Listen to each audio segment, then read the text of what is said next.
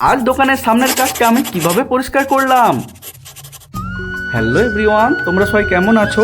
সকাল সকাল স্নান করে দোকানে এসে আমি একটা ওষুধের লিস্ট বানাতে শুরু করলাম, কেননা আজ বৃহস্পতিবার আর প্রতি বৃহস্পতিবার আমাদের দোকানে সমস্ত ওষুধের অর্ডার যায়। হ্যাঁ, তাই ঝটপট করে তারই একটা লিস্ট বানাতে শুরু করলাম।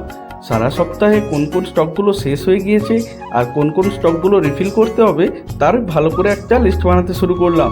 আর তারপরেই দেখো, সমস্ত লিস্ট বানানোর পরে যেখানে আমার চোখ যায় এই কাঁচটা, হ্যাঁ, বাদ থেকে কাস্টমাররা এলে ভিতরে কোনো কিছুই দেখা যায় না, এতটাই নোংরা হয়ে গেছে। তাই ঝটপট করে এই কাঁচটি আজকে পরিষ্কার করার সিদ্ধান্ত নিলাম। আর তাই দেখো, সমস্ত ওষুধগুলোকে প্রথমে ভালো করে নিচে নামিয়ে নিলাম এবং তারপরে এইখানটায় যে এত ময়লাগুলো আছে ভালো করে আস্তে আস্তে করে পরিষ্কার করতে লাগলাম। হ্যাঁ, এই দেখো, ভালো করে কাপড় দিয়ে আমি ভালো করে নিচটা প্রথমে পরিষ্কার করে নিলাম। আর তারপরেই পালা এই কাঁচের। আমি দেখো ভালো করে একটা শ্যাম্পু জল করে এই স্প্রে করে দিচ্ছি কাঁচে, কেননা শ্যাম্পু জলে কাঁচটা ভালো পরিষ্কার হয়।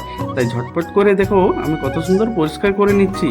আর এই দেখো, ভালো করে এইখানটা পরিষ্কার করার পরে ঠিক একইভাবে আমি বাইরে চলে গেলাম।